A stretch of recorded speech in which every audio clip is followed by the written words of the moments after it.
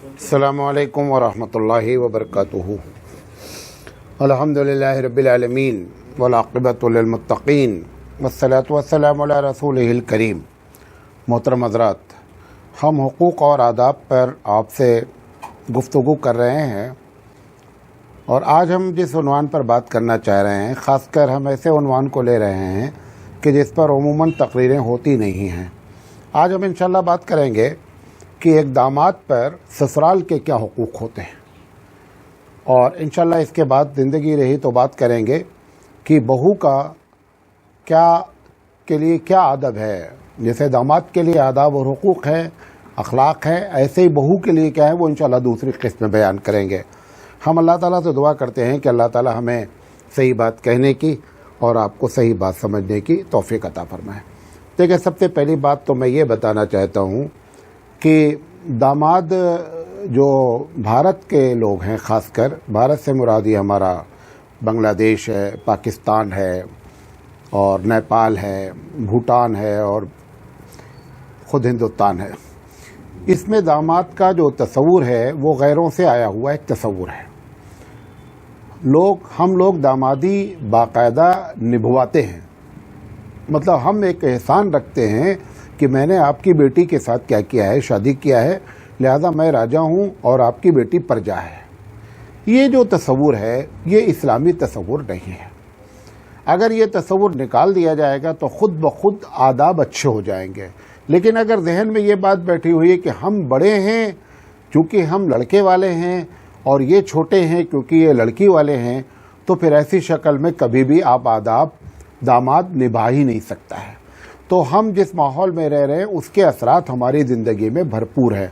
तो हम कुछ बातें तो कुरान हदीस से बयान करेंगे और कुछ सोसाइटी के लिहाज से बयान करेंगे, और आखिर में अगर वक्त लगा तो ये भी बयान करेंगे कि ससुर और सास पर दामाद के क्या आदाब हैं, वो दामाद से कैसे डीलिंग करें, कैसे उनके साथ बर्ताव करें, इस पर भी थोड़ी सी गुफ्तगू करेंगे। देखिए, सबसे पहली बात तो ये जान लें कि इस्लाम कोई ऐसा मज़हब, ऐसा दीन नहीं है कि जिसमें सिर्फ इबादत करने का सलीक़ा बताया गया हो, बल्कि इस्लाम एक ऐसा दीन है जिसमें ज़िंदगी गुजारने का सलीक़ा बताया गया है। उसमें से ये भी एक चीज़ है, कुरान मजीद कहता है वाति ज़िल क़ुरबा हक़्क़हू, कि जो क़राबतदार हैं उनका हक़ अदा किया जाए। क़राबतदार में ससुराली रिश्तेदार भी आते हैं, ननियाली रिश्तेदार भी आते हैं, ददियाली रिश्तेदार भी आते हैं, सभी लोग आते हैं। एक लफ्ज़ अल्लाह ने बयान करके सारे लोगों को लपेट लिया। हम इसमें से एक ख़ास पर्टिकुलर चीज़ कि दामाद के ऊपर क्या आदाब हैं ससुराल के, मैं सबसे पहले एक हदीस बयान करना चाहता हूँ कि अल्लाह के रसूल सल्लल्लाहु अलैहि वसल्लम ने एक मरतबा फरमाया कि तिबरानी की रवायत है, सही रवायत है कि लोगों, अनकरीब एक ऐसा मुल्क फ़तेह होने वाला है कि जहाँ की जो करेंसी है वो क़ीरात है, यानी मिस्र। जब मिस्र वालों पे तुम फ़तह कर लेना तो मिस्र वालों का बड़ा एहतराम करना, और एहतराम करने की जो वजह बताई आपने, दो वजह बताई। एक फरमाया कि हमारा रिश्ता ससुराली है, यानी एक आदमी दामाद बन गया है, पूरे मुल्क के लिए कह रहा है कि पूरे मुल्क का एहतराम किया जाए।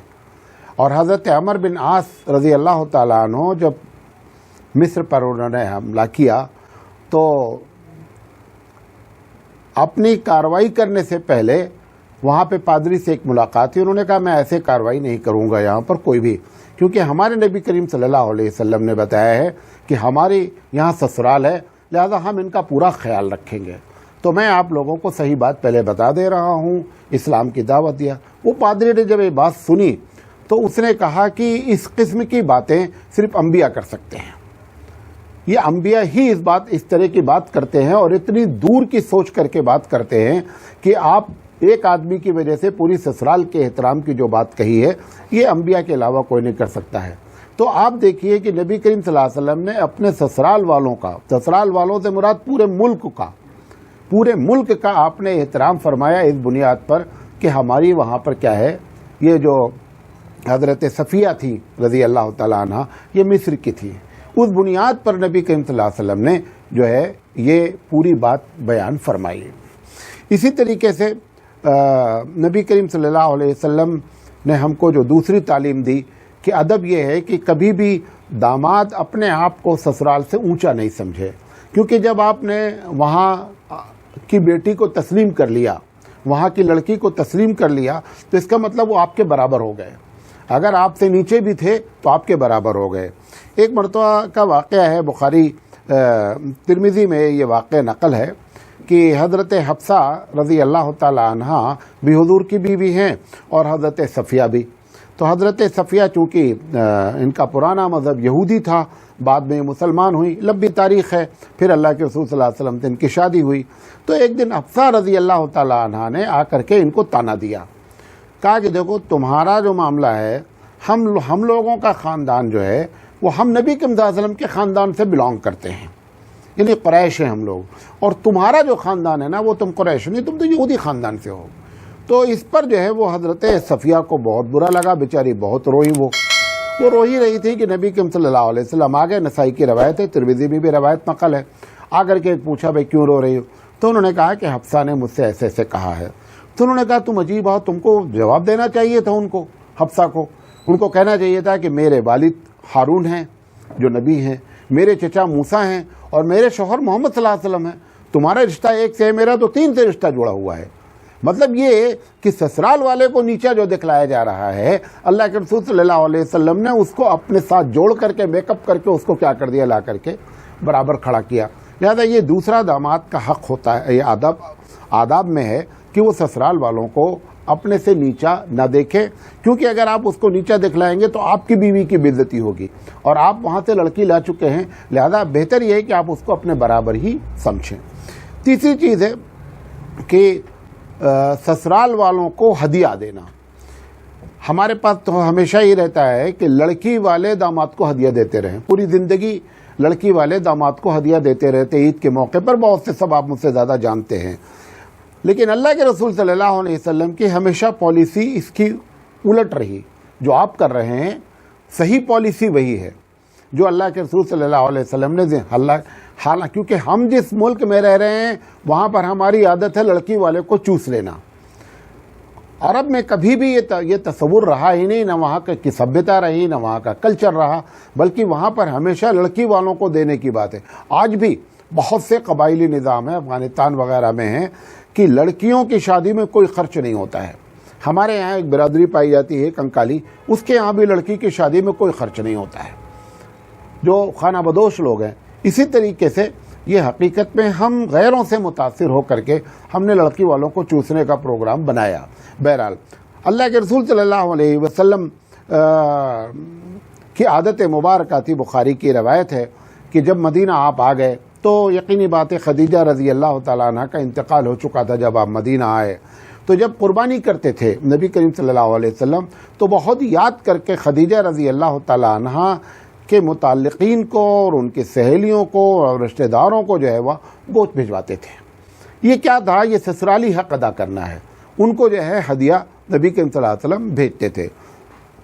اسی طریقے سے اللہ کے رسول صلی اللہ علیہ وسلم کی یہ ام المومنین سے ایک روایت ہے کہ اللہ کے رسول صلی اللہ علیہ میمونہ سے روایت ہے، جو ام المومنین بھی ہیں، میمونہ رضی اللہ تعالیٰ عنہ کے پاس ایک غلام تھا، تو انہوں نے سوچا کہ اس کو آزاد کر دیں گے، تو نبی کریم صلی اللہ علیہ وسلم تو انہوں نے کہا کہ میں نے اس کو آزاد کر دیا۔ تو انہوں نے کہا کہ آپ اپنے ماموں کو دے دیتی، ان کو ہدیہ کر دیتی تو اور بھی تم کو جو ہے اس کا زیادہ اجر ملتا۔ یہ بخاری کی روایت ہے، کیونکہ ماموں کون ہے؟ یہ گویا میکے والوں کو گفٹ دینے کی بات کہی جا رہی ہے۔ تو اللہ کے رسول صلی اللہ علیہ وسلم نے میکے والوں کو گفٹ دینے، کیونکہ یہ جتنا بیوی میکے والوں کے ساتھ کر کے خوش ہوتی ہے اتنا سسرال والوں کے ساتھ کر کے وہ خوش نہیں ہوتی ہے۔ تو اصل جو زندگی گزارنے کا مزہ ہے وہ کیا ہے کہ بیوی جو ہے وہ خوش رہے، تو اس کے خوش رکھنے کی یہ ساری کیا ہے ترکیبیں ہیں جو نبی کریم صلی اللہ علیہ وسلم نے جو ہے وہ ہم لوگوں کی تربیت فرمائی۔ اسی طریقے سے صفیہ رضی اللہ تعالی عنہ کے بارے میں حضرت عمر کے زمانے میں ایک شکایت کی گئی کہ یہ صفیہ یہودی ہیں اور ہفتے کا دن کا آج بھی یہ اہتمام کرتی ہیں۔ اب اس کا مطلب جو ہے سبت جسے کہتے ہیں آپ لوگ، یوم السبت، اب اس کا مطلب ہوا کہ نبی کی پوری زندگی گزری اور ابو بکر کی زندگی گزری اور عمر کی زندگی میں یہ کمپلینٹ ہوا. تو حضرت عمر رضی اللہ تعالیٰ عنہ کو بڑا تعجب ہوا کہ اتنے دن ہو گئے اسلام لائے ہوئے اور یہ ابھی بھی جو ہے وہ سنیچر کے دن کا احترام کرتی ہیں. تو انہوں نے حضرت عمر رضی اللہ تعالیٰ عنہ نے سوچا کہ ڈائریکٹ بات کی جائے اور ان سے پوچھا جائے. تو جب انہوں نے حضرت صفیہ سے پوچھا کہ آپ کے بارے میں ایسا ایسا ہم کو معلوم ہوا ہے، الاستیاب میں پورا واقعہ ذکر ہے، تو انہوں نے کہا کہ ایک دم غلط بات ہے، اور میں جب سے اسلام لائی ہوں اس کے بعد سے میں نے کبھی بھی سنیچر کے دن کا احترام نہیں کیا. یہ ایک الگ بات ہے کہ میں اللہ کے رسول کے زمانے میں بھی اور آج بھی اپنے میکے والوں کو میں گفٹ دیا کرتی ہوں، گفٹ دیتی رہتی ہوں. وہ جو گفٹ دینے کی بات تھی، تو جب وہ جس لونڈی نے شکایت کی تھی، تو حضرت عمر رضی اللہ تعالیٰ عنہ نے ان کی بات پر یقین کیا کہ نہیں صفیہ جو ہے وہ صحیح کہہ رہی ہیں. تو ان سے پوچھا لونڈی سے کہ تم نے ایسا کیوں کیا، کیوں شکایت کی؟ یہ تو بہت بڑی بات ہو گئی نا کہ ایک آدمی اتنا دن ہو گیا اسلام لائے ہوئے اور آج بھی جو ہے وہ یہودیت پر گویا کہ قائم ہے. تو اس نے ایکسیپٹ کر لیا کہ نہیں، میرے اوپر شیطان غالب آ گیا تھا اور میں نے شکایت کر دیا ان کی، حالانکہ بات ایسی نہیں ہے. خیر، حضرت عمر رضی اللہ تعالیٰ عنہ نے اس کے سچ بولنے پر جو ہے نا اس لونڈی کو آزاد کروا دیا. لیکن بتانا چاہتا ہوں کہ وہ نبی کریم صلی اللہ علیہ وسلم کے زمانے میں بھی اپنے میکے والوں کو ہدیہ دیا کرتی تھی، اور یہ توقع نہیں ہے کہ وہ نبی سے چھپا کر دیتی تھی، کیونکہ ویسے بھی شرعی لحاظ سے شوہر کے مال سے ہدیہ دینا بغیر اجازت کے جائز ہی نہیں ہے. لہذا یہ صفیہ رضی اللہ تعالیٰ عنہ سے امید نہیں کی جا سکتی کہ وہ چھپا کر کے ہدیہ دیتی تھی، بلکہ وہ ہدیہ دیا کرتی تھی. اسی طریقے سے اگر سسرال ایسی ہے جو کمزور ہے، فائنینشیل کمزوری ہے، تو اللہ کے رسول صلی اللہ علیہ وسلم کی ایک حدیث میں پیش کرنا چاہتا ہوں جو بخاری میں نقل ہے کہ اللہ کے رسول صلی اللہ علیہ وسلم نے اس میں کس کو حق دیا. جب حمزہ رضی اللہ تعالیٰ عنہ شہید ہو گئے تو حمزہ کی ایک بیٹی بہت چھوٹی تھی، امامہ، تو امامہ بنت حمزہ. تو امامہ بنت حمزہ رضی اللہ تعالیٰ عنہ کو پالنے کا مسئلہ آیا. تو اللہ کے رسول صلی اللہ علیہ وسلم نے ان کو گود میں اٹھا لیا اور لوگوں سے پوچھا کہ کون اس کو اپنے ساتھ رکھ کر پالے گا. تو پالنے سے مراد یہ نہیں تھا کہ کوئی کھانے پینے کا معاملہ تھا، معاملہ چھوٹا تھا، کون سنبھالے گا بچے کو. تو بہت سے لوگ کھڑے ہو گئے. تو حضرت علی رضی اللہ تعالیٰ عنہ نے کہا کہ میں زیادہ مستحق ہوں، کیونکہ یہ ہمارے چچا کی بیٹی ہے اور فاطمہ کے بھی چچا کی بیٹی ہے، تو یہ آپ مجھے دے دیجئے، میں اس کی پرورش کروں گا. اتنے میں حضرت زید رضی اللہ تعالیٰ عنہ کھڑے ہوئے. انہوں نے کہا کہ میں نے حمزہ کو دینی بھائی مانا ہے، تو لہذا وہ میرے بھائی کی بیٹی ہے، لہذا آپ مجھے دے دیجئے. اللہ کے رسول صلی اللہ علیہ وسلم ابھی کوئی فیصلہ لیتے کہ اتنے میں حضرت جعفر رضی اللہ تعالیٰ عنہ کھڑے ہوئے اور انہوں نے کہا کہ اللہ کے رسول، میں زیادہ اس کا مستحق ہوں کہ میں ان کو پالوں، کیونکہ ہماری جو بیوی ہے نا وہ ان کی خالہ ہے. گویا کہ یہ جو رشتہ ہے وہ کون سا رشتہ ہے؟ میکے والا ہے. تو حضور صلی اللہ علیہ وسلم نے کہا کہ آپ لوگوں کی یہ جو تمنا ہے پالنے کی، یہ ایک اچھی چیز مجھے نظر آئی، لیکن میں حقدار سمجھتا ہوں کہ جعفر کو دیا جائے، کیونکہ یہ اس کا سسرالی حق ہے. تو انہوں نے ایسے موقع پر حضرت جعفر آگے بڑھے. تو اس سے یہ پتہ چلتا ہے کہ اگر سسرال کبھی ایسی ہو جائے کہ جس میں فائنینشیل کوئی پرابلم ہو، تو داماد کی ذمہ داری ہے، اگر داماد کو اللہ نے دیا ہے تو داماد یہ نہ سمجھے کہ ہمیشہ ہم کو لینا ہی ہے، بلکہ اس کا بھی سپورٹ کرنا چاہیے سسرال کا، اور ایسے ہی سپورٹ کرنا چاہیے جیسے اپنے گھر کا سپورٹ کرتا ہے، کیونکہ یہ زیادہ مستحق ہیں. یہ پورا واقعہ جو ہے بخاری میں لکھا ہوا ہے. اسی طریقے سے سسرال والوں پر احسان کرنا، یہ غزوہ بنی مستلق کا واقعہ ہے کہ جب اس میں حضرت جویریہ رضی اللہ تعالیٰ عنہ قید ہوئیں، تو ان کے خاندان کے بہت سے لوگ قید ہوئے، یہودی تھے. تو جویریہ رضی اللہ تعالیٰ عنہ جن صحابی کے حصے میں آئیں، تو انہوں نے ان سے دونوں نے آپس میں بات کر لیا. انہوں نے کہا اگر کہ آپ آزاد ہونا چاہتی ہیں تو مجھے اتنا پیسہ دے دیں، میں تم کو آزاد کر دیتا ہوں. اب ان کے پاس پیسے اس وقت نہیں تھے، تو انہوں نے آ کر اللہ کے رسول سے اپیل کی. آپ دیکھیے، اسلامی فوج نے ہی اریسٹ کیا ہے اور اسلامی فوج کے سربراہ سے ہی مدد مانگی جا رہی ہے. ان کو اس بات کا یقین تھا کہ اللہ کے رسول، یہ سب الگ الگ کیریکٹر ہیں، جب مدد کی بات آئے گی تو یہ نہیں دیکھا جائے گا کہ دشمن ہے، اس کی مدد نہیں کرنی چاہیے. نبی اس کا دوسرا بھی واقعہ موجود ہے کہ جب مکے میں قحط پڑا تو اللہ کے رسول صلی اللہ علیہ وسلم سے ہی انہوں نے کیا مانگی؟ मदद मांगी और अल्लाह के रसूल सल्लल्लाहु अलैहि वसल्लम ने दुश्मनी निभाने के बजाय कि अच्छा हुआ ये कहने के बजाय आपने फ़ौरन उनकी मदद की। ये एक अजीब व गरीब अखलाक और कैरेक्टर होता है जिसका निभाना सबके बस की बात नहीं होती है। बहरहाल अल्लाह के रसूल सल्लल्लाहु अलैहि वसल्लम ने जुवैरिया से कहा ठीक है, उन्होंने दे दिया, वो आज़ाद हो गई। और उसके बाद जो है अल्लाह के रसूल सल्लल्लाहु अलैहि वसल्लम ने इनसे कहा कि अगर आप मुझसे शादी करना चाहती हैं तो मैं आपसे शादी कर लेता हूँ। तो जुवैरिया ने कहा कि मैं राज़ी हूँ। अल्लाह के रसूल सल्लल्लाहु अलैहि वसल्लम ने इनसे शादी कर लिया। अब जब शादी कर लिया तो ये बात पूरे इलाके में जो लोग कैदी पकड़े गए थे, हज़ारों लोग थे, उसमें जुवैरिया का एक बड़े रिश्तेदार थे जो पकड़े गए थे। अब उन लोगों ने जब सुना कि जुवैरिया हमारे नबी की बीवी बन गई हैं तो उन्होंने कहा कि अब हम जुवैरिया के घर वालों पर, वो हमारे नबी की ससुराल हो गई, हम नबी की ससुराल वालों को जुल्म नहीं कर सकते हैं। ला नबी के ससुराल वालों के साथ अब हम गुलामी का मामला कर सकते हैं। और जितने भी कैदी थे बगैर पैसे के, सारे साहबा ने सबको आज़ाद कर दिया इस बुनियाद पर कि हमारे नबी की ससुराल उस ख़ानदान में हो गई है। कोई हज़रत, हालांकि सब जुवैरिया के रिश्तेदार ही नहीं थे, बहुत दूर दूर के रिश्तेदार थे। इसीलिए हज़रत आयशा, ये मुस्लिम शरीफ की रवायत है, इसीलिए हज़रत आयशा सिद्दीक़ा रज़ी अल्लाह तआला अन्हा कभी कभी जो है बड़े उससे कहती थी कि जुवैरिया बड़ी खुशकिस्मत औरत है कि देखो एक औरत की वजह से पूरा कबीला क्या हो गया, वो आज़ाद हो गया। ये उनको बार बार कभी कभी जब मौका मिलता था तो ये बात बराबर उनको याद दिलाती रहती थी कि तू बड़ी खुशकिस्मत औरत है, तेरे आने से जो है तेरे कबीले वाले क्या हो गए, आज़ाद हो गए, वरना गुलामी जो है सबसे बुरी चीज़ होती थी। इसी तरीके से ससुराली लोग अगर आते हैं घर में तो दो शक्ल होती है। कभी कभी तो ससुराल से जो अच्छे ताल्लुकात होते हैं तो ससुराल वालों की दामाद खूब आवभगत करता है, और अगर बीवी से नहीं जमती रहती है तो फिर उसका आना उसको अच्छा नहीं लगता है। हमारे नबी करीम सल्लल्लाहु अलैहि वसल्लम की आदत मुबारक थी। एक मरतबा हज़रत खदीजा रज़ी अल्लाह तआला अन्हा की एक सहेली थी, उनका नाम था हस्साना, मुज़निया ख़ानदान की थी। ये आई और अल्लाह के रसूल सल्लल्लाहु अलैहि वसल्लम ने बड़ा मतलब बहुत ही अच्छा वेलकम किया उनको, और घंटों बैठकर बातें करते रहे। हज़रत आयशा सिद्दीक़ा रज़ी अल्लाह तआला अन्हा भी थी। देखा कि नबी करीम सल्लल्लाहु अलैहि वसल्लम इनसे बहुत अच्छी तरीके से बातें कर रहे हैं, बड़ा टाइम दिया।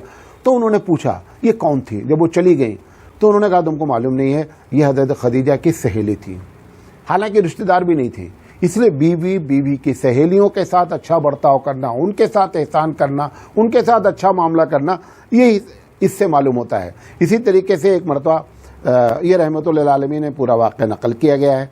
ये दूसरा वाक़या मुस्लिम शरीफ का है कि जिसमें हज़रत खदीजा रज़ी अल्लाह तआला अन्हा की बहन, हाला गालबन उनका नाम था, वो आई और अल्लाह के रसूल सल्लल्लाहु अलैहि वसल्लम ने बड़े अरबी स्टाइल में, जैसे कुरैश का अंदाज़ होता है, अहलन व सहलन मरहबा कह करके क्या किया, उनका हाला का इस्तकबाल किया।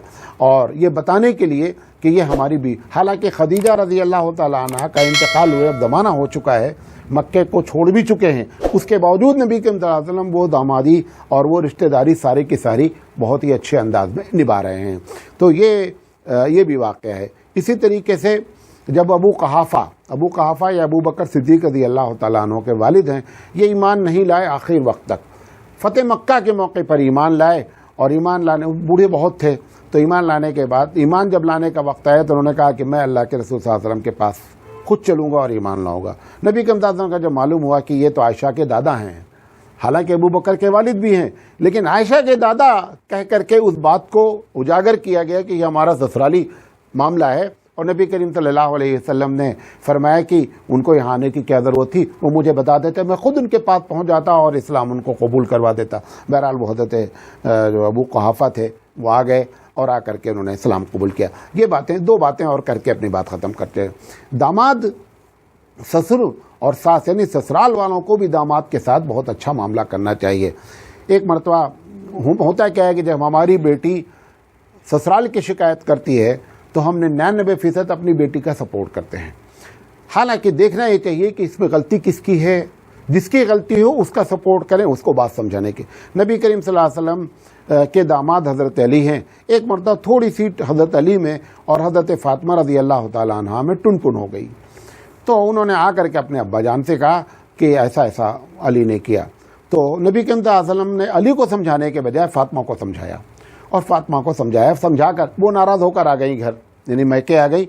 एक करीब था, तो अल्लाह के रसूल सल्लल्लाहु अलैहि वसल्लम का नहीं, इसमें ऐसा नहीं होना चाहिए, پوری بات کی, سمجھایا بیٹی کو, اور سمجھانے کے بعد فوراً کیا کر دیا, گھر بھیج دیا کہ جاؤ تم گھر جاؤ.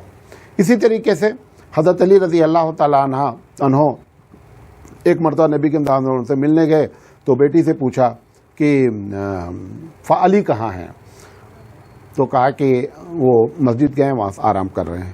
تو وہ مسجد گئے تو چٹائی وٹائی تو ہوتی نہیں تھی, ویسے ہی فرش پہ زمین پہ لیٹ گئے بیچارے, اور پوری مٹی لگی ہوئی تھی.